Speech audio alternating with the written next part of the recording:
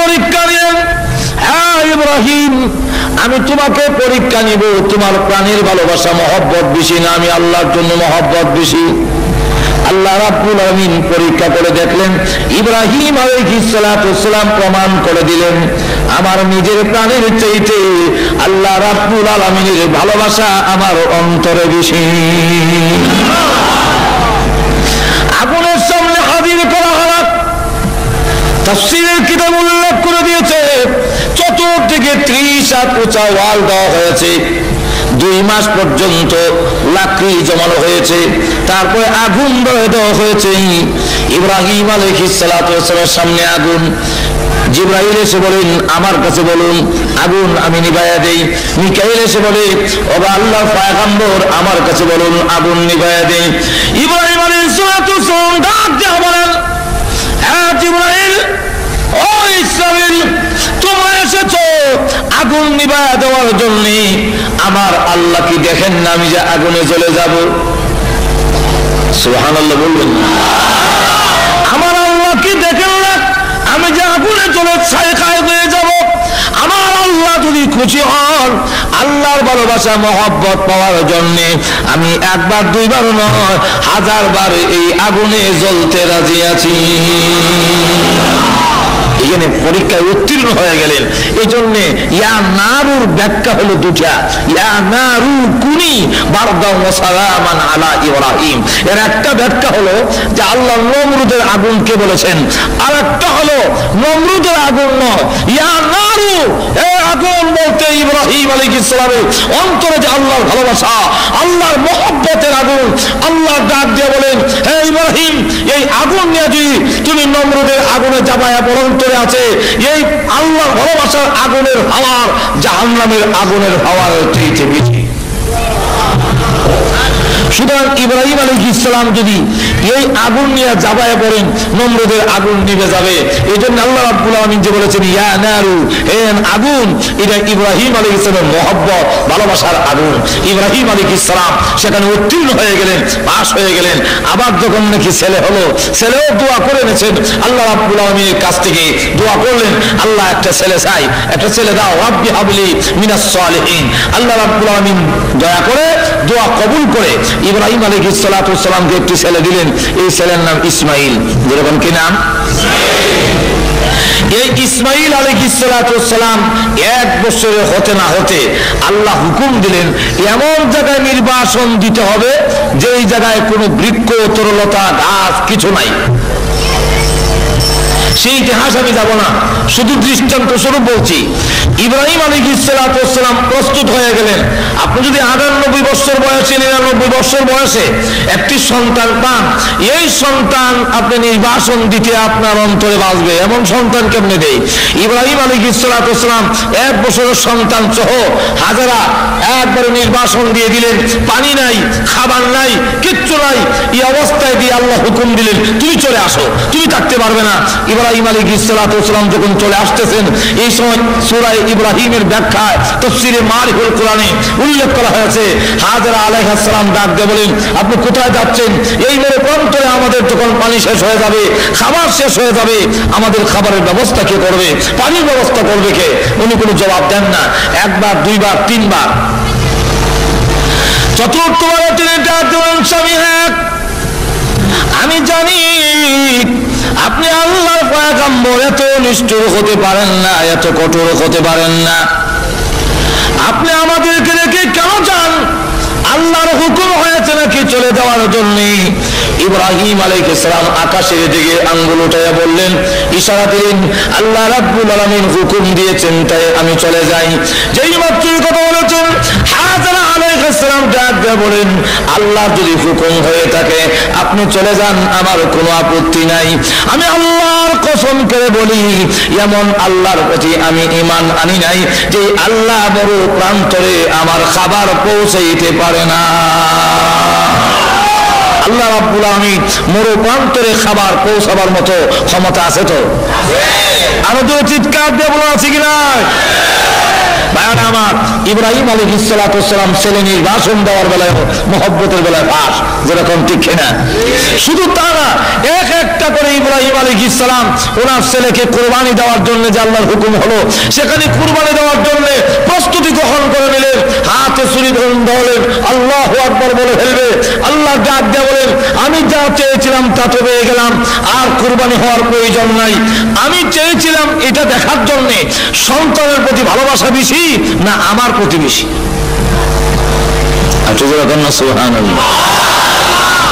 আল্লাহ রাব্বুল আলামিন বলেন, পরীক্ষায় উত্তীর্ণ হয়ে গেছে, যেহেতু ছুরি হাতে নিয়েছেন, আল্লাহু আকবার, এখন তো গলায় ছুরি লাগাই দেবে। আল্লাহ ডাক দিয়ে বলেন, হ্যাঁ জিবরাইল, জান্নাতের ভেতর থেকে দুম্বা আর একটা লোহার টুকরা নিয়ে যাও। ইব্রাহিম আলাইহিস সালাতু ওয়াস সালামের ছুরি যেন ইসমাইলের গলা কাটতে না পারে, ইসমাইলের তুতার নিচে লোহার টুকরা করে রাখবা। জিবরাইল আলাইহিস সালাতু ওয়াস সালাম বলেন, আমি তখন সিদরাতুল মুনতাহার কাছে, তখন একটা দুইটা না 600 দুমের পাকায় একবারে ছেড়ে দিয়ে টান দিলাম। মিনা বাজারের ময়দানে গিয়ে দেখি ইব্রাহিম আলাইহিস সালামের ছুরি এখনো যায় নাই, আমি তার আগে জান্নাতি টুকরা নিয়ে হাজির হয়ে গেছি। তুথার নিচে লোহার টুকরা ধরে রাখছেন ইব্রাহিম আলাইহিস সালাম, আর যাবার সময় বলছেন আল্লাহু আকবার। যেই মাত্র আল্লাহু আকবার বলেছেন, ইব্রাহিম আলাইহিস সালামের কানে আওয়াজটা গেল, তখন তিনি ডাক দিয়ে বলেন, কাতুনি, এই মরু প্রান্তরে আমার ছেলে আর আমি ছাড়া কেউ নাই। আল্লাহু আকবার কে বলেছো? এই মিনাতে তো আর কেউ নেই, নিশ্চয় আল্লাহর কোন রহমতের ফেরেশতা হবে। তবে শোনো, আল্লাহর রহমতের ফেরেশতা যদি হয়ে থাকো, আশ্চর্য হয়ে গেছো যে আমার ছেলে, আমি একমাত্র সন্তান, কিভাবে আমি জবে করছি, এই দৃশ্য দেখে আশ্চর্য হয়ে গেছো। তুমি শুনে রাখো, আল্লাহু আকবার, লা ইলাহা ইল্লাল্লাহ, আল্লাহু আকবার, লা ইলাহা, এর অর্থ হলো লা মাহাব্বাতা ইল্লাল্লাহ, আল্লাহ ছাড়া কারো মহব্বত নাই। আমার আল্লাহর ভালোবাসার সামনে আমার সন্তানকে 1000 বার কুরবানি করতে রাজি আছি। আল্লাহু আকবার। এইভাবে দেখেন, লক্ষ্য করে দেখেন, আল্লাহর ভালোবাসা যদি হয় তাহলে সকল কিছু কুরবানি দিতে পারে আল্লাহ ভালোবাসার সামনে। বলুন ঠিক কিনা? তাহলে আল্লাহ রাব্বুল আলামিন বলেন, আল্লাহ রাব্বুল আলামিনকে যারা ভালোবাসে, এই কথা যারা বলে যে আমি আল্লাহকে ভালোবাসি, আল্লাহর ভালোবাসা তো বলা যায় সহজ, কিন্তু আল্লাহর ভালোবাসা কিভাবে পাওয়া যায়? আল্লাহর ভালোবাসা পাওয়া বড় কঠিন। আল্লাহর ভালোবাসা যদি না পাওয়া যায় তাহলে আমার জীবনের সবকিছু ব্যর্থ। এখন আল্লাহর ভালোবাসা কেমনে পাওয়া যাবে? আল্লাহ রাব্বুল আলামিন বলেন, হে রাসূল আপনি বলুন। মূর্তির মাধ্যমে, মূর্তির পূজার মাধ্যমে, মূর্তিগুলোর দাওয়াতের মাধ্যমে, ঈসা আলাইহিস সালাতু ওয়াস সালামকে আমার সন্তান বানানোর মাধ্যমে, আর উযাইর আলাইহিস সালাতু ওয়াস সালামকে আমার সন্তান বানানোর মাধ্যমে কখনো আমার ভালোবাসা পাওয়া যাবে না। আপনি জানায়া দিন, ইন কুনতুম তুহিব্বুনাল্লাহ ফাত্তাবিউনি ইউহিব্বুকুমুল্লাহ। হে রাসূল আপনি বলুন, তোমরা যদি আল্লাহকে ভালোবাসো তাহলে অবশ্যই অতঃপর ফাত্তাবিউনি, আমি রাসূলকে অনুসরণ করো, আমার জীবনকে ফলো করো। ফাত্তাবিউনি, আমাকে অনুসরণ করো। আমাকে অনুসরণ করলে কি হবে? ইউহিব্বুকুমুল্লাহ, আল্লাহ রাব্বুল আলামিনের ভালোবাসা পাওয়া যাবে এবং তোমাদের জীবনের সকল গুনাহ আল্লাহ মাফ করে দিবে। তাহলে আল্লাহর ভালোবাসা পেতে হলে রাসূলের জীবন আদর্শকে অনুসরণ করতে হবে। যেরকম ঠিক কিনা? আরো ধরে বলুন ঠিক কিনা? যদি আল্লাহর ভালোবাসা বলে আমি আল্লাহকে ভালোবাসি, তাহলে বলুন দেখি, মূর্তির পূজার মাধ্যমে আল্লাহর ভালোবাসা পাওয়া কি সহজ? সম্ভব? কেন? আল্লাহ রাসূল মূর্তির সামনে মাথা নত করে নাই। অতএব মূর্তির সামনে মাথা নত করে কখনো আল্লাহর ভালোবাসা যারা দাবি করে, এই দাবি হবে, কিন্তু আল্লাহর ভালোবাসা পাওয়া যাবে না। এতক্ষণ পর্যন্ত আলোচনার মাধ্যমে বোঝা গেল, আল্লাহর ভালোবাসা পেতে হলে রাসূলকে অনুসরণ করতে হবে, রাসূলের জীবনকে আমরা ফলো করতে হবে, রাসূলের জীবন আদর্শকে আমরা গ্রহণ করতে হবে। এখন রাসূলের জীবন আদর্শ গ্রহণ করব কেন? যেরকম ঠিক না? রাসূলের জীবন আদর্শ গ্রহণ করার কারণ হলো একটা মানুষকে মানে যেই সমস্ত গুণগুলোর কারণে একে অন্যকে ফলো করে, অনুসরণ করে, এই সবটি গুণ একমাত্র আমাদের নবীর কাছে ছিল। আল্লাহ রাব্বুল আলামিন বলেন যে এই চরিত্রের অধিকারী একমাত্র বিশ্ব নবী ছাড়া পৃথিবী আর কাউকে আল্লাহ পাঠান নাই। যেরকম ঠিক কিনা? وَإِنَّكَ لَعَلَى خُلُقٍ عَظِيمٍ। আল্লাহ রাব্বুল আলামিন বলেন রাসূলের চরিত্র হলো মহান চরিত্র। রাসূল এই চরিত্র হলো তিন ভাগে বিভক্ত। একটা চরিত্র হলো খুলুকে আহসান মানে উত্তম ভালো চরিত্র, আরেকটা হলো উত্তম চরিত্র, আরেকটা হলো মহান চরিত্র। ভালো চরিত্র হলো আপনি তাকে গালি দেন তাহলে সে পাল্টা আবার একটা সমান সমান গালি দিয়ে দিল, বেশি দিল না, এই লোকটা মোটামুটি ভালো। আর যে লোকটা নাকি আপনি গালি দিলে তাকে সে মাফ করে দেয়, এটার নাম হলো উত্তম চরিত্র। আর মহান চরিত্র হলো তার কাছে তাকে কেউ গালি দিলে, তার সাথে খারাপ আচরণ করলে পাল্টা উনি তার সাথে এমন সুন্দর আচরণ করেন যে আচরণে তার খারাপ চরিত্র ভালো হয়ে যায়। এই চরিত্রটা ছিল একমাত্র মুহাম্মাদুর, আর এরকম মুহাম্মাদুর। এই জন্য রাসূল আল্লাহ হাবিব রাহমাতুল লিল আলামিনের কাছে সুর এসে বলা হয়ে গেছে, যারা জিনা করতো রাসূলের কাছে এসে এক সাহাবী বলেন, ইয়া রাসূলুল্লাহ, ইয়া হাবিবাল্লাহ, আমি জিনা করতে মন চায়, আমার জিনার জন্য অনুমতি দিন, পারমিশন দিন। আমাদের দেশের কোন জিনাকারী ব্যভিচারী কি পিসাবুদের কাছে গিয়ে বলবে নাকি যে আমাকে জিনা করার অনুমতি দিন? আর যদি বলে তাহলে জুতাটা ফিরানো শুরু হয়ে যাবে। কিন্তু আল্লাহ হাবিব রাহমাতুল আলামিন রাগ করলেন না, গোসা করলেন না, তাকে শুধু বললেন, ঠিক আছে আগে বলো তোমার বোনের সাথে যদি কেউ জিনা করতে চায় তুমি পারমিশন দিবে কি? না গো হুজুর, হাত ভেঙে ফেলবো। কেউ যদি তোমার মেয়ের সাথে জিনা করতে চায় তুমি পারমিশন দিবি? হুজুর বলেন কি? ঠ্যাং ভেঙে গেলাম। তোমার মার সাথে যদি কেউ জিনা করতে চায় তুমি অনুমতি দিবি কি? হুজুর ওর মাথা ভেঙে ফেলবো। ঠিক আছে, তোমার স্ত্রীর সঙ্গে যদি কেউ জিনা করতে চায় তুমি পারমিশন দিবে কি? হুজুর ইচ্ছা দিলে সিংহে হু দেওয়ার আগে আমি নিজে হু দিলাম, কিয়ামত শুরু করে দেবে। আল্লাহ রাসূল এবার তোমার পৃথিবীর যত মহিলা আছে সব মহিলা চার ভাগে বিভক্ত হয়তো কারো মেয়ে, না হয় কারো বোন, আর না হয় কারো মা হবে, না হয় কারো স্ত্রী হবে।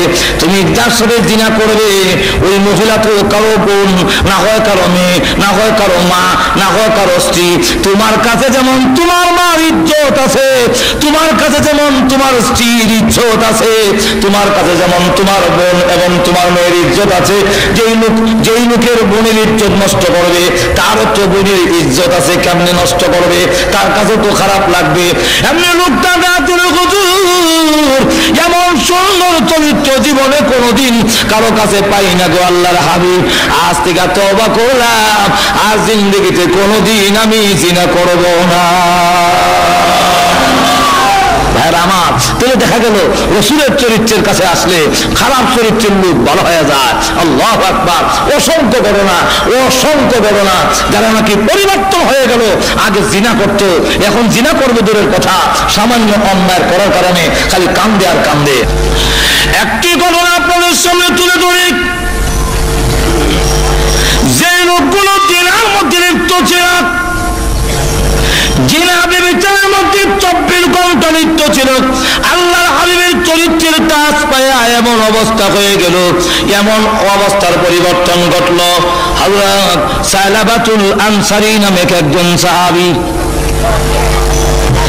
সালাবাতুল আনসারী ওনার বাড়ি হলো মদিনা, আর মক্কা থেকে হিজরত করে এসেছেন, তার নাম হলো সাঈদ ইবনে আব্দুর রহমান। এই দুইজনকে রাসূল ভ্রাতৃত্ব করে দিয়েছেন, তোমাদেরকে ভাই ভাই বানায়া দিলাম, এক ফ্যামিলিতে চলাফেরা করবে। তবুকের যুদ্ধের সময় আল্লাহর হাবিব রাহমাতুল আলামিন যুদ্ধের মধ্যে চলে গেলেন, আর সাঈদ ইবনে আব্দুর রহমানকে সাথে নিয়ে গেলেন। সালাবাতুল আনসারী রাদিয়াল্লাহু আনহু ওনার ফ্যামিলির দায়িত্ব গ্রহণ করে নিল। কিন্তু যুদ্ধে যাওয়ার পরে শয়তান প্ররোচনা দিয়ে সালাবাতুল আনসারীর সামনে তুলে ধরা হলো, সালাবা, সাঈদ ইবনে আব্দুর রহমানের স্ত্রী বড় সুন্দরী, স্বামী বাড়িতে নাই, বিরাট বড় সুবর্ণ সুযোগ। এই প্রলোভনদিরা পর্দার ভিতরে নিয়ে গেল। সালাবা ওই মহিলার হাত দিয়ে ধরেছে, যেই মাত্র টান দিল, মহিলা ডাক দিয়ে বলে, সালাবা রে, তোর কি আল্লাহর ভয় নাই? কিয়ামতের মাঠে কি তুই আল্লাহর সামনে দাঁড়াবে না? তোর ভাইয়ের আমানতের খেয়ানত তুই কেমনে করবি?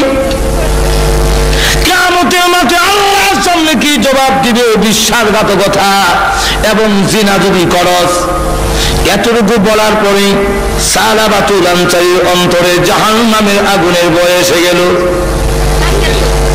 হাত ছেড়ে দিয়ে দৌড়ে পাহাড়ের কাছে গিয়ে বৃক্ষের নিচে সেজদা দিয়ে কাঁদলে, প্রভু অন্যায় করেছি, অপরাধ করেছি, মেহেরবানি করে তুমি মাফ করে দাও। এদিকে সাঈদ ইবনে আব্দুর রহমান যুদ্ধের ময়দান থেকে ফিরে আসলেন বাড়িতে। এসে দেখে সালাবাতুল আনসারী বাড়িতে নাই। তখন তিনি গেলেন, জিজ্ঞাসা করলেন, আমার ভাই সালাবা কোথায়? ওনার স্ত্রী বলেন, পূর্ব দিকে চলে গেছে। সালাবাতুল আনসারীর অনুসন্ধানে বের হয়ে গেল, গিয়ে দেখে পাহাড়ের ভিতরে গাছের নিচে সেজদা দিয়ে কান্দে, প্রভু আমি গুনাহগার, তুমি গফফার, আল্লাহ তুমি যদি মাফ না করো, আল্লাহ আমি জাহান্নামের আগুন সহ্য করতে পারবো না। আল্লাহ কিয়ামতের দিন লাঞ্ছনা অপমান সহ্য করতে পারবো না, মেহেরবানি করে আমার জীবনের গুনাহ মাফ করে দাও। এমনি সাইদ মাথা উঠা আল্লাহর দরবারে তওবা করো। কোনো গুনাহ করে থাকলে আল্লাহ রাব্বুল আলামিনের নাম গফুরুর রহিম, আল্লাহ রাব্বুল আলামিন তোমাকে মাফ করে দিতে পারেন। সাহাবা ডাক দিয়ে কয়, সাঈদ আমি বাড়িতে যাব না, আমার এই চেহারা আর দেখাবো না, তুমি যদি আমাকে বাড়িতে নিতে হয় আমার দুইটা হাত গায়ের সঙ্গে বেঁধে অপমানিত গোলামের নায়ে টেনে নিতে পারো, আমি আর মদিনায় যাব না।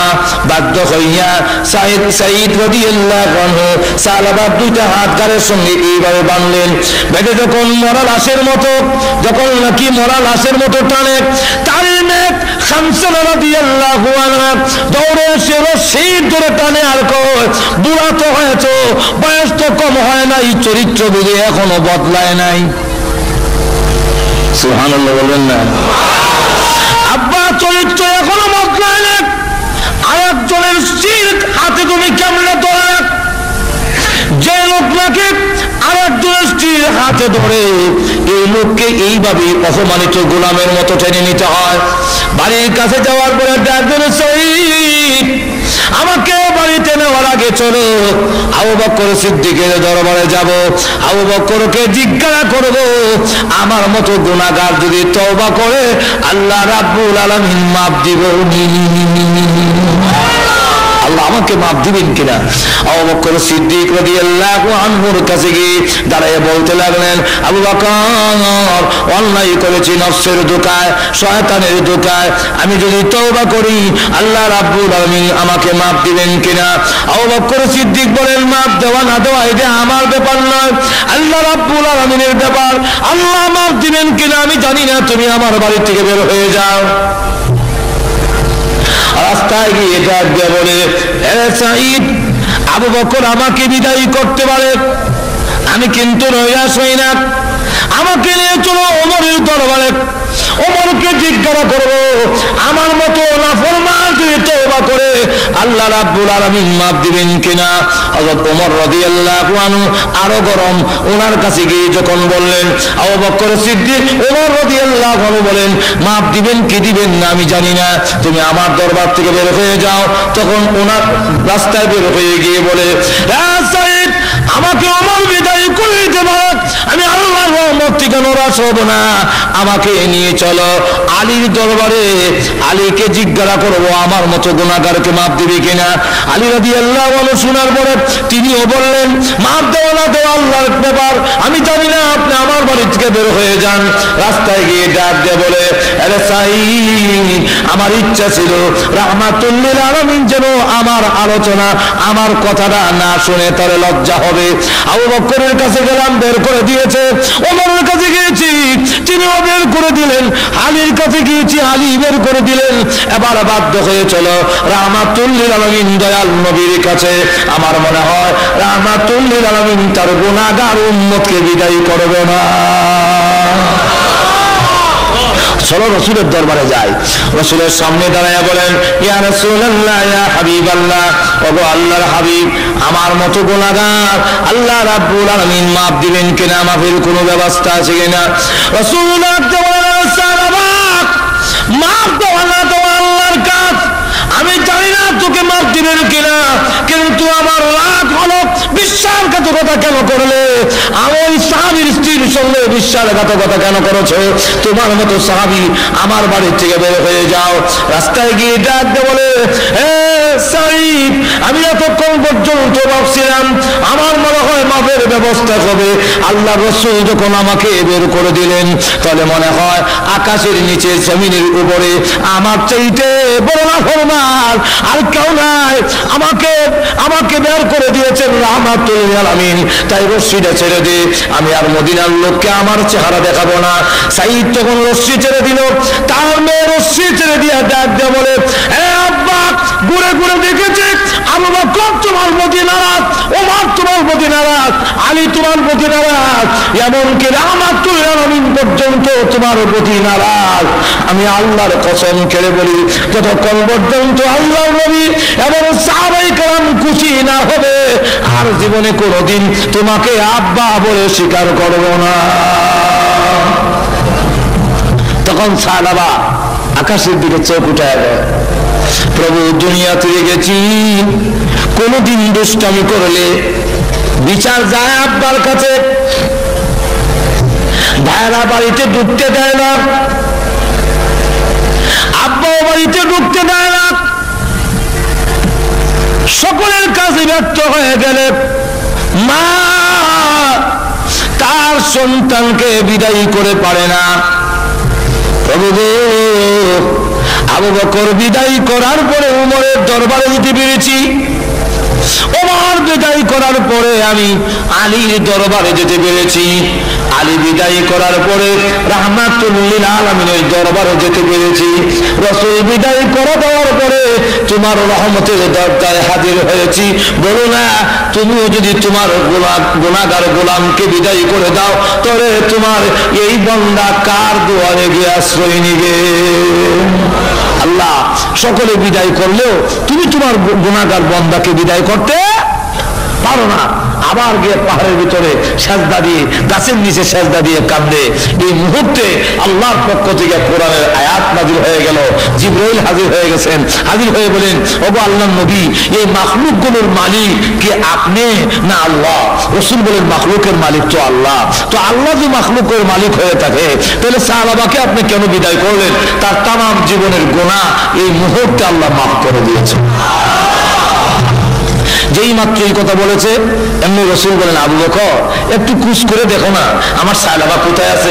হযরত উমর দাঁড়ায় বলেন, হুজুর আমাকে অনুমতি দেন, আমিও যাব, কারণ আমিও দোষী, আমার কাছে এসেছিল, আমি তাকে বিদায় করে দিয়েছি। হযরত আলী দাঁড়ায় বলেন, ইয়া রাসূলুল্লাহ, ইয়া হাবিবাল্লাহ, আমাকে অনুমতি দেন, আমিও যাব, কারণ আমিও দোষী। হযরত সালমান ফারসি রাদিয়াল্লাহু আনহু বলেন, ওগো আল্লাহর হাবিব, আপনি আমাকে অনুমতি দেন, আমি মুরব্বী সাহাবী, আমার বয়স বেশি। আল্লাহর নবী উনি ইসলাম ধর্ম গ্রহণ করার সময় এত লম্বা হায়াত আর কোন উম্মতে সাহাবীদের মধ্যে, উম্মতে মুহাম্মদের মধ্যে কিয়ামতের আগ পর্যন্ত কেউ এত লম্বা হায়াত পাবে না। সালমান ফার্সি ইসলাম ধর্ম গ্রহণ করার সময় ওনার বয়স হলো 120, ইন্তেকালের সময় ওনার বয়স হলো 350। সুবহানাল্লাহ, 350 ওনার বয়স।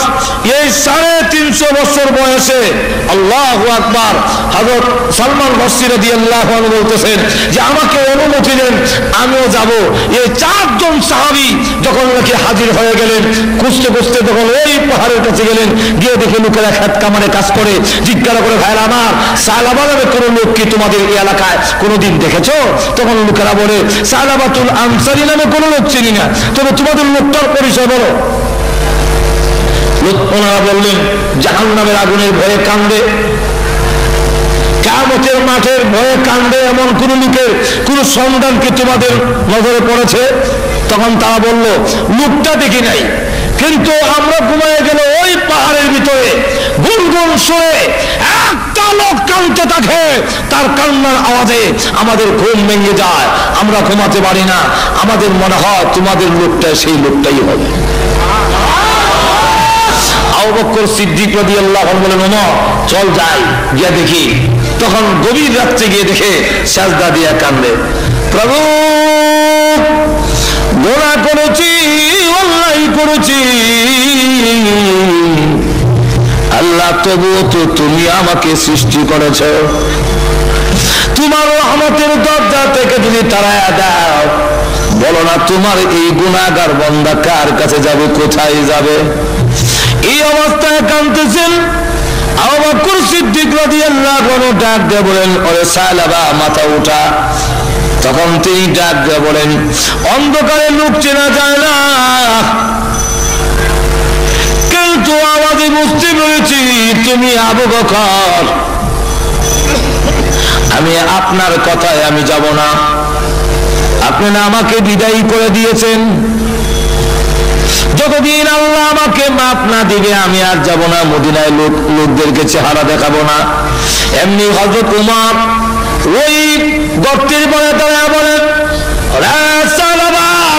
মাথা উঠা, আর কাউকে হবে না, আল্লাহ রাব্বুল আলামিন তোর জীবনের গুনাহ মাফ করেছে বলে এই মুহূর্তে কোরআনের আয়াত নাযিল হয়েছে। এমনি সালাবাতুল আনসারী মাথা উঠায় আর বলে, আল্লাহ সত্যি তোমার নাম রহমান রহিম, সকলে বিদায় করলেও তুমি তোমার গুনাহগার বান্দাকে বিদায় করে দিতে পারো না। সালাবাতুল আনসারী সহ 5 জন সাহাবী মদিনার দিকে রওনা দিলেন। মদিনার ভিতরে যখন ঢুকছে তখন হযরত বিলাল ফজরের আযান দেয়। মসজিদের ভিতরে ঢুকলেন, নামাজ আরম্ভ হয়ে গেছে। রাসূল নামাজের মধ্যে আরম্ভ করলেন, আল্লাহকুমুত তাকাসুর। যেই মাত্র আল্লাহকুমুত তাকাসুর বললেন, এমনি শোনা যায় বিকট চিৎকারের আওয়াজ। নামাজের মধ্যে সাহাবীরা কেঁপে উঠেছেন, এত বিশ্রী আওয়াজ কার? আবার রাসূল বললেন, হাত্তা যুরতুমুল মাকাবির। এমনি শুনে আরেকটা বিকট আওয়াজ।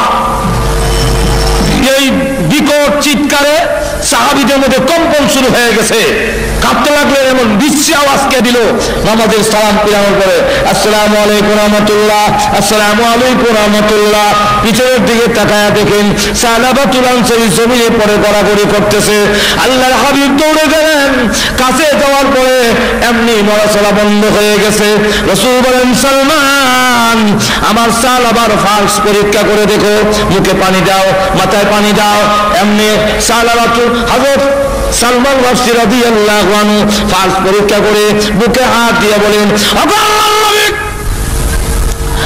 আপনার সাহাবী সালাবাতুল আনসারীর মুখে আর পানি দেওয়ার কোনো প্রয়োজন নাই, মাথায় পানি দেওয়ার প্রয়োজন নাই। সালাবাতুল আনসারী কলিজা ফেটে চিরদিনের জন্য এই পৃথিবী থেকে বিদায় হয়ে গেছে। রাসূল তখন বলেন, তোমরা গোসল দাও, কাপড় পরাও, আমি রাসূল নিজে তার জানাজার নামাজ পড়াবো। এই মুহূর্তে দৌড়ে তার মেয়ে খামসা রাদিয়াল্লাহু আনহা বুকে জড়ায়া ধরলেন, আব্বা গো, আমি অন্যায় করেছি, আমি অপরাধ করেছি, আমি বলেছিলাম সাহাবীরা রাহমাতুল খুশি না হলে তোমাকে আব্বা বলে স্বীকার করবো না, তুমি তোমার অঙ্গীকার পুরা করেছো, রাসূলকে খুশি করেছো, সাহাবায়ে কেরামকে খুশি করেছো, এমনকি আল্লাহকে পর্যন্ত খুশি করেছো, কিন্তু আমি যে জীবনের জন্য আমার আব্বা হারালাম, আমি আর জীবনে কাকে আব্বা বলে ডাকবো, আমি আর কাকে আব্বা বলবো? এইভাবে যখন কাঁদতে লাগলেন, রাসূল কাছে গিয়ে বলেন, খামসানা আর কান্দিস না, তোর কান্না আমার বুকে দারুণ ব্যথা হয়, দারুণ কষ্ট হয়। যদিও সালাবাতুল আনসারী পৃথিবী থেকে বিদায় হয়ে গেছেন, আমি মুহাম্মদ তো বিদায় হয়ে যাই নাই, বাকি জিন্দেগির জন্য আমি রাসূল তোর আব্বা হয়ে গেলাম।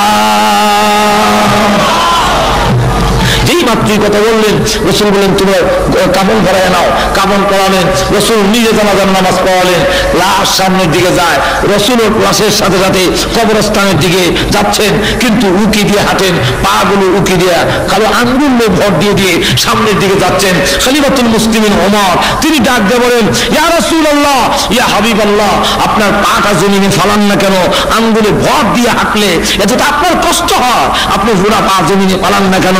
রাসূল বলেন, এ ওমর, জানে না আমার সাল, আমার তওবা, আল্লাহ তওবা এমন ভাবে কবুল হয়েছে, আল্লাহ খুশি হইয়া তার জানাজার আশেপাশে এবং এই এলাকার ভিতরে এত রহমতের ফেরেশতা নাযিল করেছে, আমি পুরা পাউটা জমিনে লাগাবো, এতটুকু জায়গা এলাকার ভিতরে খালি না। আমার এই হলো সাহাবায়ে কেরামের অবস্থার পরিবর্তন। এই পরিবর্তনটা করেছে রাসূলের উত্তম চরিত্রে, মহান চরিত্রে, যেরকম কেউ চরিত্রে। সুতরাং বিশ্বের মানুষেরা, তোমরা যদি ইহকালে এবং পরকালে মুক্তি পেতে চাও, তাহলে মুহাম্মদুর রাসূলুল্লাহর আদর্শকে অনুসরণ করো, রাসূলের জীবনীকে তোমরা অনুসরণ করো। রাসূলের জীবনীতে রয়েছে তোমাদের জন্য উত্তম নমুনা, কারণ রাসূলের জিন্দেগিতে কোনো মিথ্যা কথা, আরো যেরকম মিথ্যা কথা। মহান চরিত্র কাকে বলে? আল্লাহু আকবার। এই চরিত্র একমাত্র রাসূলের, কারণ জীবনে কাউকে গালি দিবে দূরের কথা, ওনাকে কেউ যদি আঘাত করছে রাসূলের কাছে দেয়া যায়, হলো আপনার মরণ হোক। মা আয়েশা বলেন, বেয়াদব, তোর মরণ হোক। রাসূল বলেন, আয়েশা, জীবনে কোনোদিন কাউকে এমন শক্ত কথা বলবে না, আল্লাহ নম্র এবং ভদ্রকে ভালোবাসে। যেরকম ঠিক না, ঠিক আরো যেরকম ঠিক কিনা? আমাদের দেশে যে একে অন্যের কুরুচি, অশ্লীল, একজনের আপনি আমার বিভক্ত হতে পারে। আল্লাহ রাসূলের চরিত্র হলো একজন তার প্রতিদ্বন্দ্বী যিনি, তার মোকাবেলা যিনি আছেন, তার প্রতিপক্ষ যিনি, সেই দুশমনকে রাসূল কোনোদিন গালি দেননি, রাসূল কোনোদিন অশ্লীল কথা বলেননি। সুতরাং যদি আজকে আমাদের সর্বক্ষেত্রে রাসূলকে অনুসরণ করা যায়, তাহলে দেখা যাবে আমাদের মধ্যে যে একে অন্যের কাটা ছড়ি, একে অন্যের সাথে যে আচরণ, এটা থাকবে না, গোটা সমাজের মধ্যে শান্তি প্রতিষ্ঠিত হবে। যেরকম ঠিক না, ঠিক না? ভাইরা আমার, হুজুর সাল্লাল্লাহু আলাইহি ওয়াসাল্লাম কাছে এক লোক টাকা পাবে, বলবো না অসুবিধা হচ্ছে নাকি? টাকা পাবে, রাসূল তার কাছ থেকে কর্জ আনছিলেন, ঋণ আনছিলেন। মনে করেন দেওয়া হবে আজকে, যেমন শুক্রবার গেল, আগামী সোমবারে দেওয়া হবে। সে রবিবারে কি রাসূলের গলার মধ্যে একটা চাদর পেঁচানো, চাদরের এক মাথার ধরে পিছন থেকে এমন জোরে টান দিল, রাসূলের গলার ফাঁসি লেগে গেছে। ফাঁসি লাগছে বলে তো চেহারার রং পরিবর্তন হয়ে গেছে, আর চোখগুলো চোখের মধ্যে রক্ত জমে গেছে। রাসূল পিছনের দিকে তাকায় দেখলেন, হাওনা দেয়, তুমি আসছো, আচ্ছা ঠিক আছে। খলিফাতুল মুসলিমিন উমর রাগে গুসায় সহ্য করতে না পারে, বেয়াদব কোথাকার, রাসূলের সামনে রাসূলের পারমিশন ছাড়া আমরা কিছু করি না, আর না আমি তোর দেহ থেকে মাথা কোন বিচ্ছিন্ন করে দিতাম। যেরকম ঠিক না? রাসূলকে গালি দিলে সাহাবীরা ছেড়ে দিব? যেরকম না ছেড়ে দিবে? আল্লাহু আকবার। আবু বকর সিদ্দিকের নামে এক লোক দিয়ে কেস দিছে। আবু বকর সিদ্দিকের নামে কেস, এক ইহুদি, হুজুর আপনার আবু বকর সিদ্দিক আমাকে চট দিয়েছে, আমি ড্রেনে পড়ে গেছি, এই দেখেন আমার চামড়া উঠে গেছে, এর জন্য বিচার প্রার্থী হইলাম। রাসূল বলেন নামটা ভুল করেছো, নামটা মনে হয় আবু বকর নয়, নামটা উমর হবে, কারণ সব দেয় উমরের কাম, আবু বকর করে সব দেয় না। ওই ইহুদিটা দেখুন না, আমি আবু বকরও চিনি ওমরও চিনি, আজকে সবটা আবু বকরই দিয়েছে। রাসূল বলেন আবু বকর যদি দিয়ে থাকে, আর তুমি ইসলামিক কোডে বিচার দিয়েছো, ইসলামিক কোডে মুসলিম অমুসলিম এর মধ্যে কোনো তফাৎ নাই। ঠিক গেল, আবু বকর তোমার নামে কেস হয়েছে। আবু বকর সিদ্দিক বলেন আসসালামু আলাইকা ইয়া রাসূলুল্লাহ, ওই ইহুদিটাকে একটা চট দেওয়ার পারমিশন আমাকে দিন।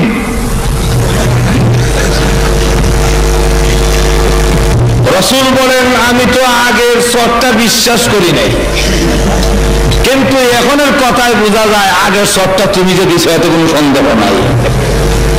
যেরকম ঠিক না, যেই মাত্র এই কথা বলেছে এমনি আবু বকর বলেন জি হুজুর আগেরটা আমি দিছিলাম।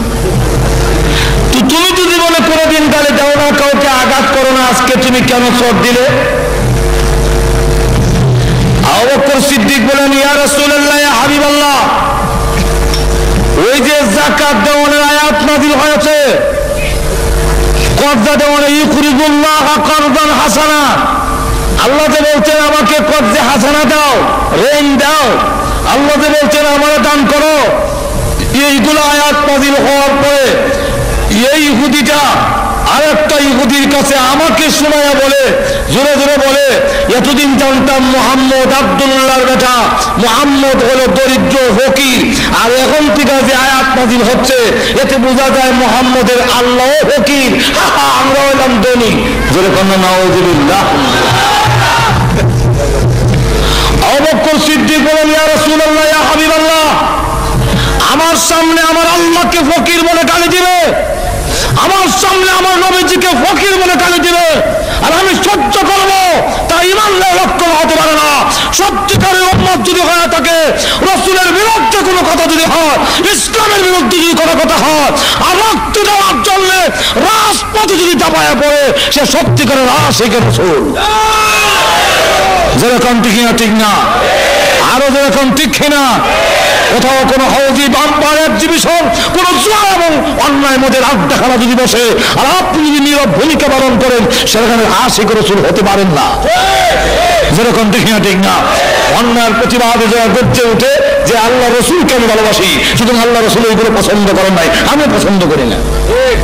যেরকম ঠিক না, হ্যাঁ আমার লক্ষ্য করে দেখুন, আবু বকর সিদ্দিক কয় আমার কাফেররা বহু গালি দিছে, আমার কলিজার টুকরা আদরের সন্তান হযরত আয়েশার উপরে ওরা জিনার তহমত উঠাইয়া দিয়েছে, কিন্তু আমি সহ্য করেছি, গালি দেইনি, কিন্তু রাসূলকে দিলে যেরকম ঠিক না, তাই নাকি গালি দিছে আল্লাহ বলতে রাসূলকে, হ্যাঁ ইহুদি, আচ্ছা আমার না ওই গালি দিলে, কিন্তু আল্লাহর মধ্যে তো কোনো ইখতিলাফ নাই, আল্লাহ তো তোমরা যেরকম ঠিক না, ইহুদিরা কি আল্লাহ মানে না?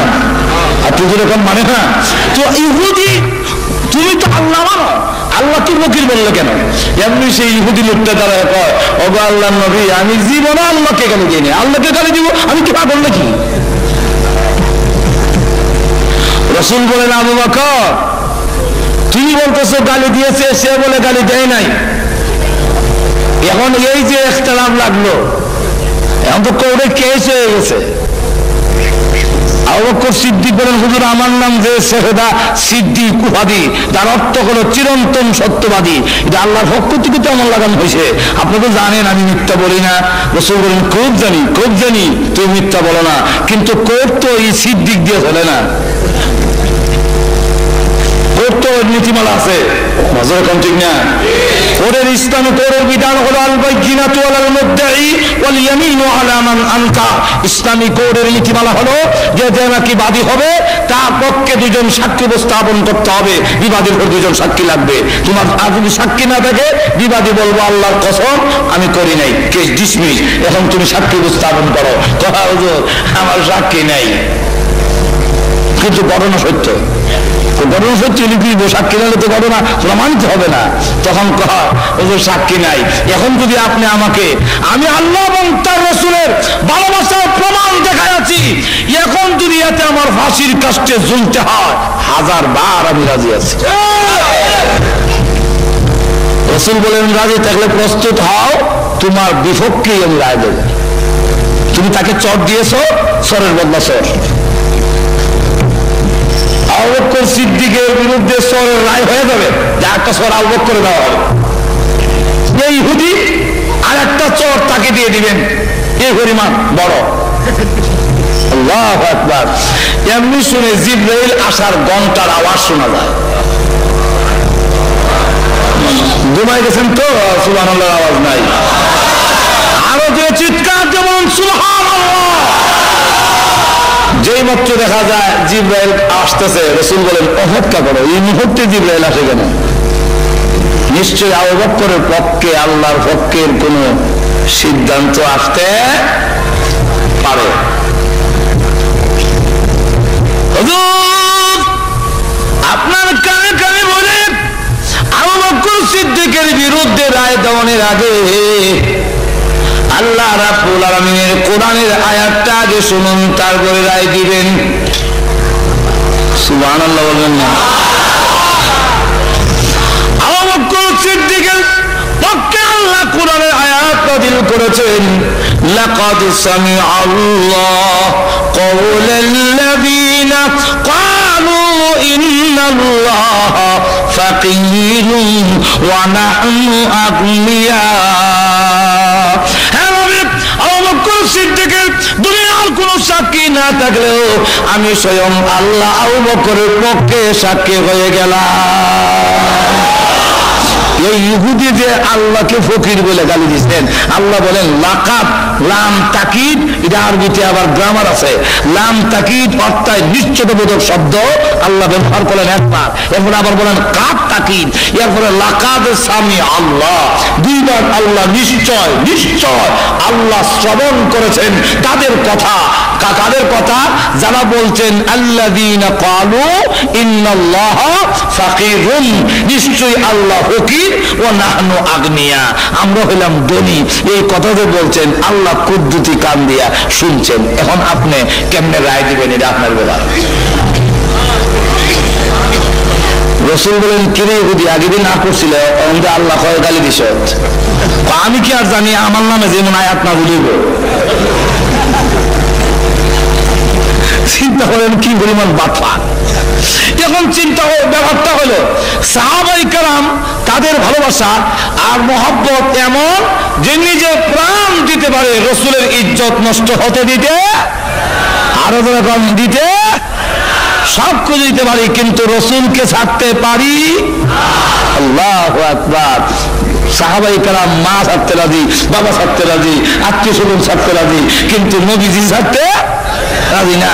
যুদ্ধের হিজরতের সময় মক্কা থেকে মদিনা যায় এক সাহাবী, ওনার নাম আবু সালমা। উনি সন্তান আসছিল এবং সে গোষ্ঠীর লোকেরা সন্তান আটকে দিছে, আর শ্বশুর গোষ্ঠীর লোকেরা ওনার বউ নিয়ে গেছে। উনি দ্বারা কাফেরেরা, তোমরা মনে করছো আমার বউ নিয়ে গেলে, আমার সন্তান নিয়ে গেলে আমি মদিনায় হিজরত করবো না, ধন সম্পদ যা আছে সব মদিনায় রেখে আসছি। আর এখনের কথা হলো, শোনো, এখন কথা হলো যে আমার সন্তান আটকে দিয়েছো, আমার স্ত্রী আটকে দিয়েছো। তোমরা জানো না আল্লাহ রসুলকে যে আমরা কত ভালোবাসি।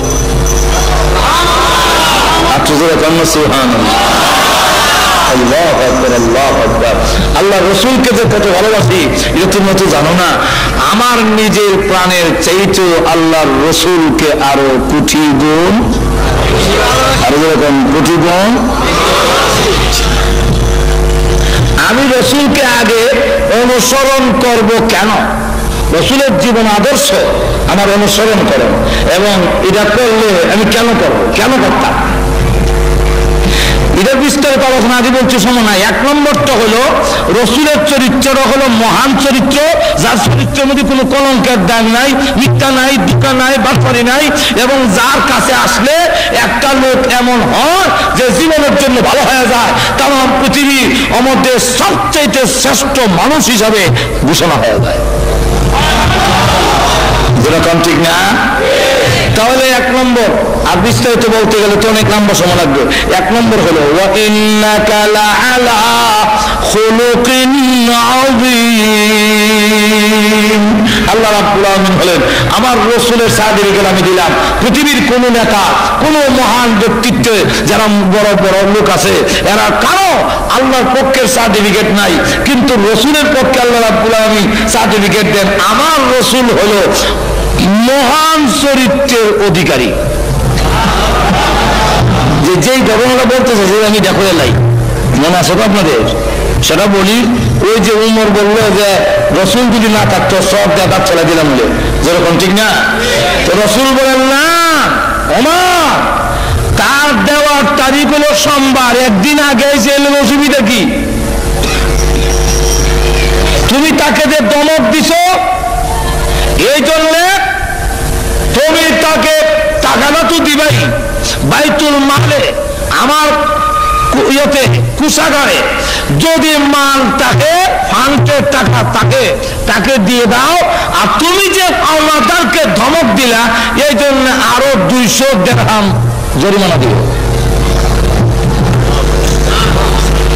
লোকটা সাথে করে নিয়ে গেল, বলতেছে যে এই নাও তোমার পাওনা টাকা, আর এই নাও রসুল যে বলছেন আরো 200 টাকা আমি জরিমানা দিলাম, পাওনাদারের কেন ধমক দিলাম? লোকটা টাকা নেওয়ার জন্য আসি নাই, আমার দেওয়ার তারিখ হয় নাই, আমি তো আসলে টাকা নেওয়ার জন্য এসি না। কেন আসছো? তাওরাত কিতাবের মধ্যে বিশ্বনবী রাহমাতুল লিল আলামিনের যত গুণগান উল্লেখ করা হয়েছে এক একটা করে পরীক্ষা করে দেখেছি।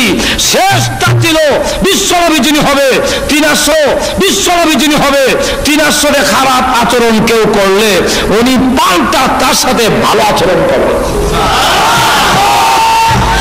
আর এই বালা আচরণ করবে কখন?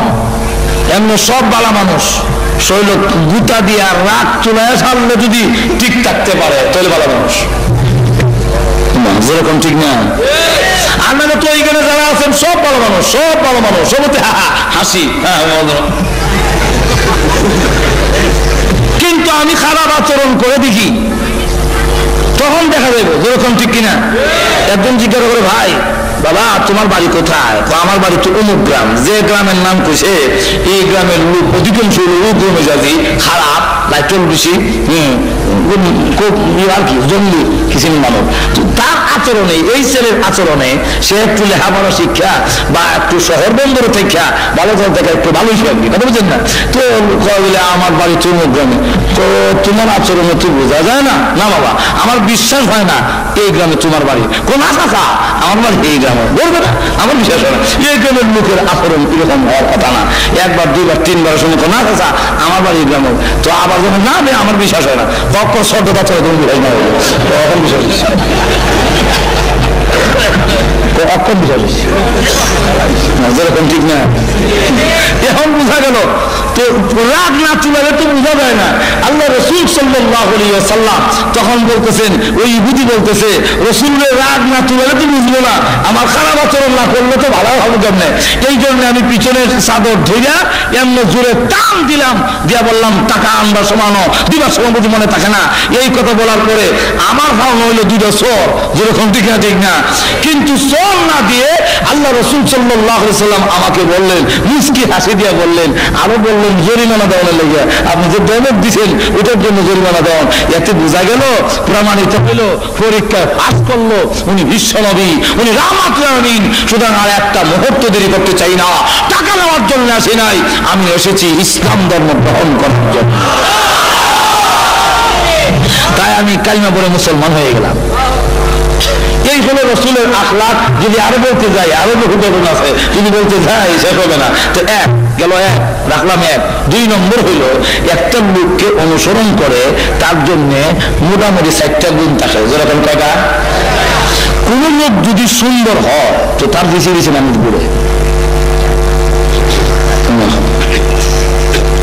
গাজীপুর মনে এরকম নাই, সুন্দরের খাবার মনে নাই। সুন্দর মহিলার জন্য বেদের মেয়ে জুস নাই আমার, বেদ আমি জানিও না, দেখছিও না, শুনি না, কিন্তু মাঝে মাঝে শুনি। একদিন এক ছেলে দেখি এমন প্রিয় ছিল, ছোট্ট একটা বাচ্চা দেখি এরকম করে কি বলি, বেদনের দুস্তায় আমার পাগল করে আছে। আমি এই বেদনের দুস্তায় আমার পাগল করে আছে, বেদনের সুন্দর দিকে ভালো লেগেছে। যা যাবো সুন্দরের জন্য একজন আরেকজনকে অনুসরণ করে, পুরুষ হোক না হোক, যেরকম ঠিক না ঠিক না, সুন্দরের জন্য তার কাছে সবকিছু ছেড়ে দিয়া। ও বিশ্বের মানুষেরা, সুন্দরের কাউকে যদি কাউকে অনুসরণ করতে হয় তাহলে একমাত্র ব্যক্তি হলো মুহাম্মদুর রাসূলুল্লাহ সাল্লাল্লাহু আলাইহি ওয়াসাল্লাম। মুহাম্মদের চাইতে সুন্দর আকাশের নিচে জমিনের উপরে আল্লাহ কাউকে সৃষ্টি করেন না। সুতরাং রসুলের সুন্দর। হাসান হুসেন বলে না না এই করতে করে যাবো, একটু লাইট দেন না, অন্ধকার। রসুল বলেন লাইট দেবো করতে গিয়া, চুলা তুই আগুন নাই, তোমরা যাবার লাইট দেবো, তবে আমি যাওয়ার ব্যবস্থা করে দিই, যাও তো। কেমনি করবেন? রসুল আমি মুচকি হাসি দিলেন। যে মাত্র মুচকি হাসি দিছেন, হাসান হুসেইন রাদিয়াল্লাহু আনহুমা বলেন যে আমরা এই ঘর থেকে ওই ঘরে আলুর মাঝখান দিয়ে দৌড়ে চলে গেছি। আকাশে বিদ্যুৎ চমকাইলে যেভাবে জিলকি দিলে যেভাবে অন্ধকার দূরীভূত হয়, নানা দাঁত মোবারক যখন বের হয়েছে বোঝা গেল আকাশে বিদ্যুৎ চমকাচ্ছে। কোন মানুষ সুন্দর ঠিকই, কিন্তু চোখটি বিলাই চোখ, যেমন টনি। কোন মানুষ সাদা ঠিকই, কিন্তু দেখতে বানরের মতো, যেমন বুশ,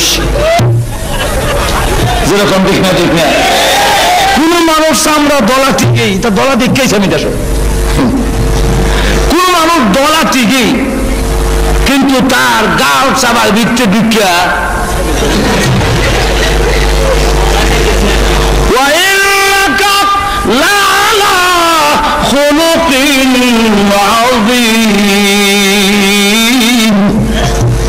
আল্লাহ রাব্বুল আলামিন বলেন রাসূলের যে মহান চরিত্র, তাফসীর ইবনে কাসির মধ্যে উল্লেখ করেছে চরিত্র সুন্দর বলতে শুধু চরিত্র না, রাসূল মাথা থেকে পা পর্যন্ত এমন কোন জিনিস ছিল না যে আল্লাহর নবীর দোষ ধরার মতো আছে। এজন্য সামাইলে তিরমিজির মধ্যে উল্লেখ করেছে আল্লাহর রাসূল লম্বাও ছিলেন না, বাটিও ছিলেন না, কারণ লম্বা হইলেও দোষ, বাট্টা হইলেও দোষ, যেরকম ঠিক না ঠিক না। কিন্তু খলিফাতুল মুসলিমিন ওমর ছিলেন সাহাবীদের মধ্যে সবচেয়ে লম্বা। রাসূল যখন ওমরের সাথে থাকতেন, ওমর যখন রাসূলের পাশে গিয়ে দাঁড়াতেন, তখন লোকেরা তাকায়া দেখে ওমরের মাথার উপরে রাহমাতুল লিল আলামিনের মাথা দেখা যায়। কারণ হলো আবার যদি কেউ দুজন আটে আর একজন যদি বাড়িও কোন মন্ত্রী যেমন আটে, আমরা দেশে প্রতি, আমরা দেশের যে প্রতিমন্ত্রী, গুলি প্রতিমন্ত্রী, উনি যদি আটে বেটা ছুটু, যেরকম ঠিক না বেটা একটা, যেরকম ঠিক না। এখন রসুল যদি আবার উমরের মাথা নিচে থাকে, রসুলের মাথা, তুমি কেন করবে ওই দেখো মোহাম্মদের মাথা দিয়ে উমরের দিকে নিচে। এই জন্য এটা ছিল মুআজিজা, যত লম্বাই আসো রসুলের সামনে রসুল বড় হয়েছে। আবার মাপলে দেখা যায় লম্বা তো করে না, বাচ্চা তো করে না। এখন যদি এগুলো বলতে যায় অনেক লম্বা সময় দরকার, তো এক নম্বর হলো সুন্দরের কারণে যদি অনুসরণ করো, আল্লাহু আকবার, দুইটা সুন্দরের ওয়াজ করলে তো যথেষ্ট। দাঁত মুবারকের কথা বললাম, আর চেহারা মুবারকের কথা। কোন স্ত্রী যদি স্বামীকে সুন্দর বলে, আসল সুন্দর, যেরকম ঠিক না। জামাই যদি ভিড় হয় তো জামাইরে বড় ভিড় করতে রাজি না। এক লোক ভিড়, তার স্ত্রী বলতেছে যে আমরা তো ভিড় করি, কিন্তু ওই বাড়ির যে ভিড় উনি বড় ভিড়। কেমনি বুঝছো? তো দেখছি ওপর দিয়ে যায় সময়, উড়াল দেওয়া যায়, এক দেশ থেকে আরো কিছু উড়াল দিয়ে চলে যায়। তো স্বামী বলতেছে না, এই ভিড় তো আমি ছিলাম। তুমি আসলা বলে, এর লেগে দেখছি কোমরটা একটু বাঁকা। সে কিন্তু স্বামীকে খুব তাড়াতাড়ি একটা মায়েরা, কিন্তু মা আয়েশা রাদিয়াল্লাহু আনহা বলেন, আমার স্বামী রাহমাতুল আমিন এত সুন্দর, ইরশাদুল কারি ইলা সহিহুল বুখারী, ওই বুখারীর ব্যাখ্যা গ্রন্থের মধ্যে লিখেছে, মা আয়েশা বলেন, অন্ধকার রজনীতে আমার ঘরে এশার নামাজের পরে আল্লাহর নবী যখন প্রবেশ করতেন, তখন রাসূলের চেহারার সামনে একটা সুইচের ছিদ্র দিয়া আমি সুতা ঢুকাইতে পারতাম। আল্লাহু আকবার। ওই দিকে আমি শেষ রাখলাম। সুন্দর। 2 নম্বর হলো, কারো যদি বুজুর্গ বেশি থাকে, বুজুর্গ হয়, বুজুর্গ বুঝেননি, আল্লাহর সাথে যার সম্পর্ক বেশি, কামালতি, এই লোকের পিছনে কিছু লোক আসেনি না, যেরকম আসেনি, এই লোকটা যদি আল্লাহর ওলি হয়ে যায়, শাহজালাল, মঈনুদ্দিন চিশতি, এই জাতীয় লোক যদি হয়, তখন যেরকম দেখি না, ঠিক না, পাগল দেওয়ানা, লক্ষ লক্ষ লোক পাগল হয়ে যায়। ও দুনিয়ার মানুষ, এমন যদি হয়, এর কারণে যদি হয়, তো রসুলকে অনুসরণ করতে হবে, কারণ রসুল হাত উঠাইতে দেরি, আল্লাহর দরবারে তা কবুল হইতে 1 সেকেন্ড দেরি হয় না। আল্লাহু আকবার। ওই দিকে যদি যাই লম্বা হয়ে যাবে। আবু হুরায়রা রাসূলের দরবারে বসে কান্দে, তো রাসূল জিজ্ঞাসা করেন, কান্দিস কেন? কারণ যে কান্দি, প্রত্যেক দিন আমি বাড়িতে গেলে মা আমাকে মারে আর বলে বাড়ি ছেড়ে দিতে হবে। আমি আর বুখারী শরীফের ঘটনা, আমার মা আমাকে বলছেন যে আমি মুহাম্মদের দরবার ছেড়ে দেওয়ার জন্য। আমি আমার মাকে বলছি, মা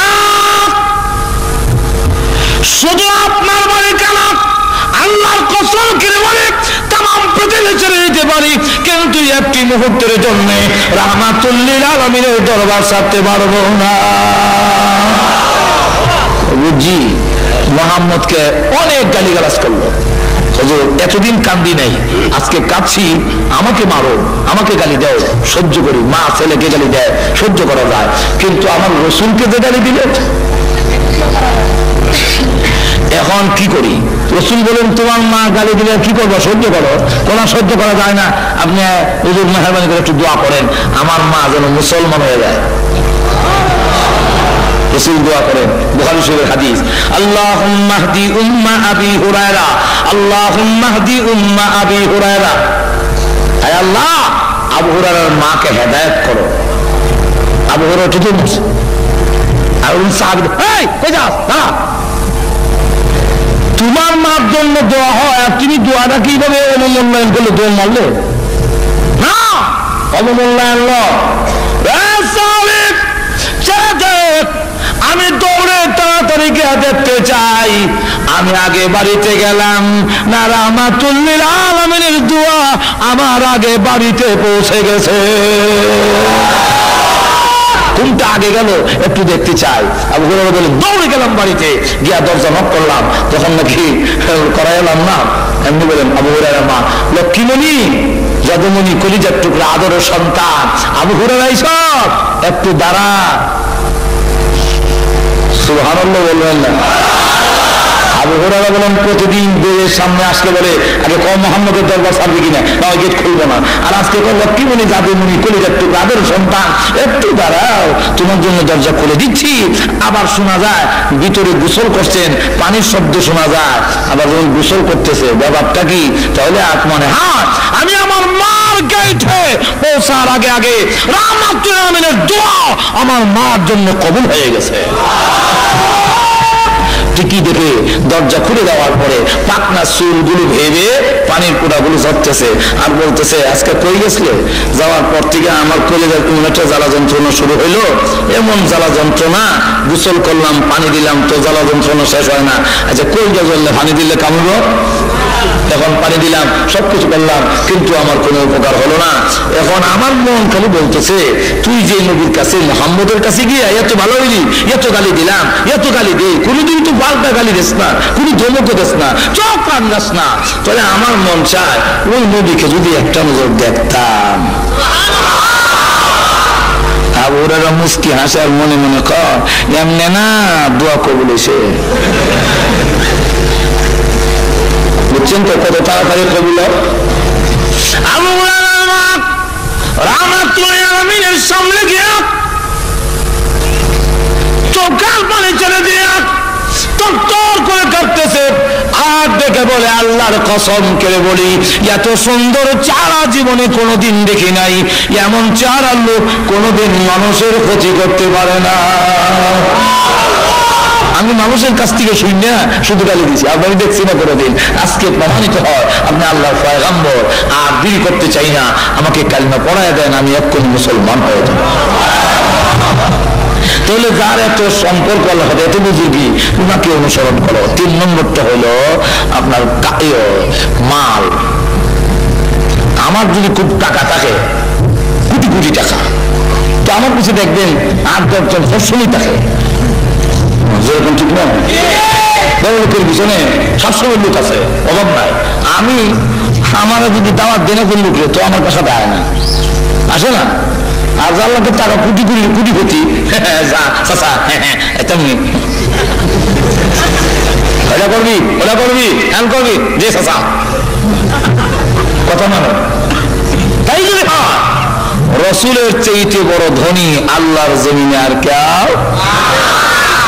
রসুল গরিবিটা গ্রহণ করে নিছেন, রাখতেন না। কিন্তু রসুলের মতো ধনীদের বাস্তব প্রমাণ হলো, আজ পর্যন্ত কত মন্ত্রী মিনিস্টার, আমাদের দেশের প্রাইম মিনিস্টার, প্রেসিডেন্ট, বিশ্বের বড় বড় প্রেসিডেন্টরা হজ করতে যায়, 100 উট কুরবানি দিচ্ছেন বলে আমি কারো ইতিহাস জানি না। আপনাদের জানা আছে? তদানীন্তন সময়ে রসুল জীবনে একবারই হজ করেছেন। এই হজের নাম প্রথম হজ, এই হজের নামই বিদায় হজ। কথা বুঝছেন? বিদায় হজের নামে সকলে চিনে বেশি, কিন্তু আসলে এটাই জীবনে রসুলের প্রথম হজ। আর জিন্দিগিতে হজ করেননি। রসুল যেদিন হজ করেছেন, ওই সময় আল্লাহর রাস্তায় তিনি 100 উট কুরবানি করেছেন। এবং যিনি মাটিতে হাত দিলে স্বর্ণ হয়ে যায়। তুমি আবার গরিব কেমনে? গরিব তো না। আল্লাহু আকবার। ঘটনা যদি বলতে যাই, সালমান ফার্সি যে লোকের গোলাম ছিলেন, এই লোকে বলছে তোমাকে মুক্তি দিতে পারি 3টা শর্ত। কি শর্ত? 1 নম্বর শর্ত হলো তুমি আমার বাগানের মধ্যে 100টা খেজুর গাছ লাগাতে হবে, আর 100টা খেজুর গাছ এক সমানে বড় হবে, আর একসাথে খেজুর ধরতে হবে।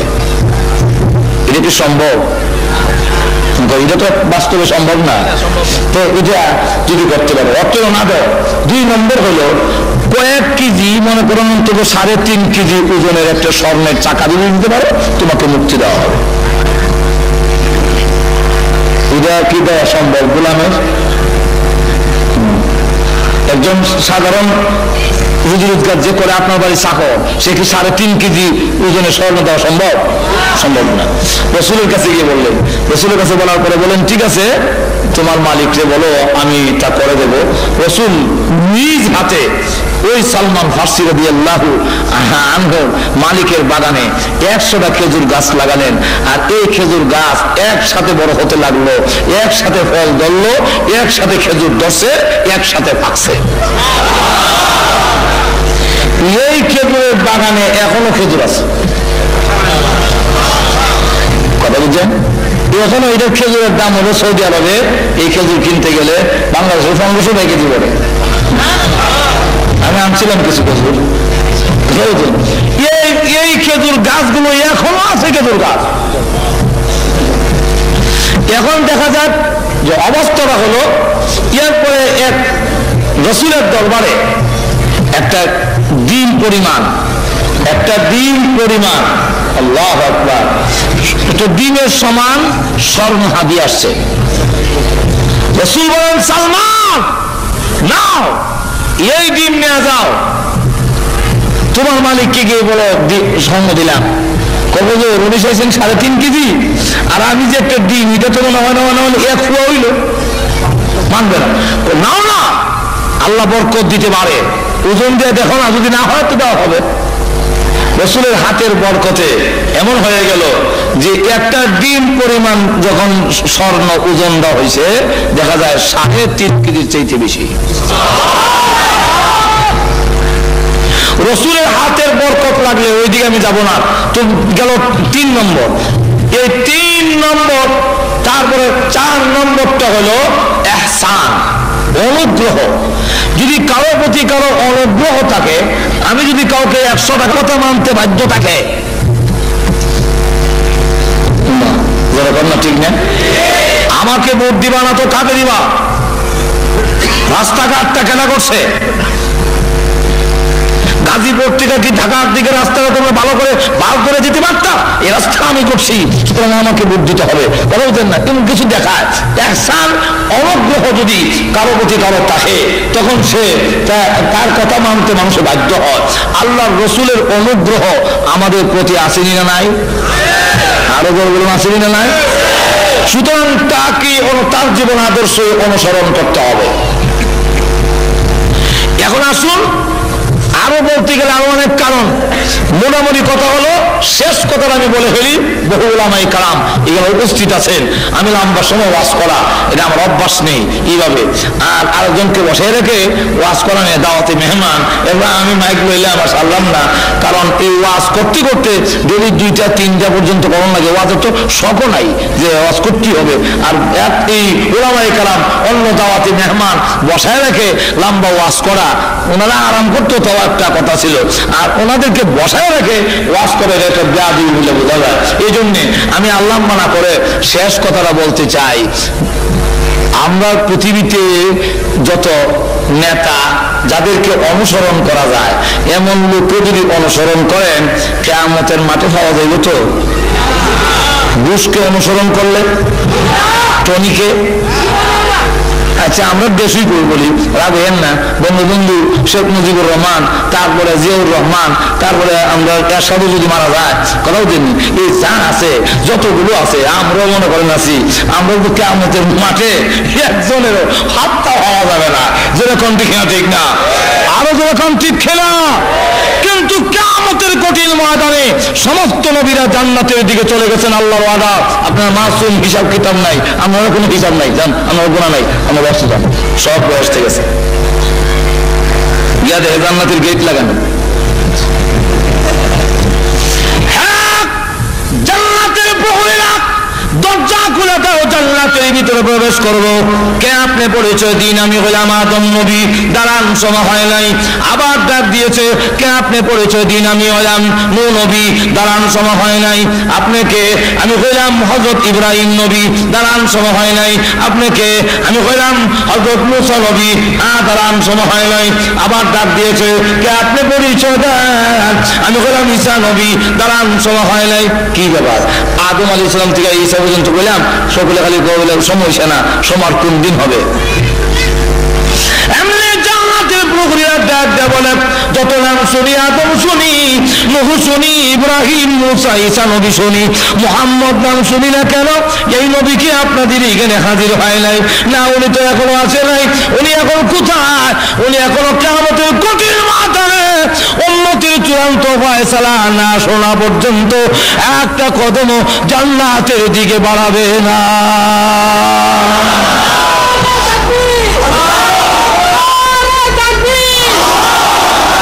দেখা যাবে তখন জান্নাতের প্রহরীরা বলবে, সেই নবী না আসা পর্যন্ত আমরাও জান্নাতের গেট খুলনের ওয়ার্ডার নাই।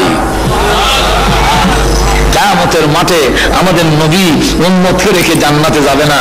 সুতরাং এমন নবীকে অনুসরণ করা, তার জীবন আদর্শকে ফলো করার দরকার আছে না নাই? আরো বলে বলুন, যাকে দুনিয়াতে অনুসরণ করলে লাভ, পরকালেও। আরো বলে বলেন, রাসূলের কথা মানলে দুনিয়াতেও লাভ। লাভ কি? রাসূলের জীবন আদর্শকে অনুসরণ করলে, আমি আগে বলছি বিস্তারিত সময় নাই, রাসূলের দাড়ি রাখলে আপনার শারীরিক লাভ, আপনি যদি মিসওয়াক করেন শারীরিক লাভ, আপনি রাসূল বলছেন গাঁজা খাও না, গাঁজা যদি না খান আপনার লাভ, মদ খাও না আপনার লাভ, রাসূল যা বলছেন এইগুলা যদি করেন, আপনি যদি পাঞ্জাবি গা দেন, মাথায় টুপি দেন, এতে আপনার শারীরিক লাভ। নামাজ যদি পড়েন তাহলে আপনার শারীরিক লাভও আছে, যেরকম ঠিক না, ঠিক না? এই জন্য আসুন আমি আপনাদের কাছে শেষ এই আলোচনা রেখে যে আমরা রাসূলকে ইহকালে এবং পরকালে পাবো, আল্লাহ আমাদের সকলকে তৌফিক দেন। এবং আজকে এই যে আমার জাতি ভাই, কথা বুঝছেন না, এটা আবার একটা মিতালি আছে, প্রত্যেক জিনিস একটা মিতালি আছে। কবুতরে একটা দুস্তি আছে, যেরকম আছে নাই, কাউয়া কাউয়া মিল্লা এক দুস্তি আছে, যেরকম আছে না? তো হাবেদে মিল্লা এক দুস্তি আছে, যেরকম ঠিক না? হাফেজ আব্দুল কাদের সাহেব, আল্লাহ ওনাকে তৌফিক দিয়েছেন। আল্লাহ তৌফিক রব্বুল আলামিন। আসসালামু আলাইকুম।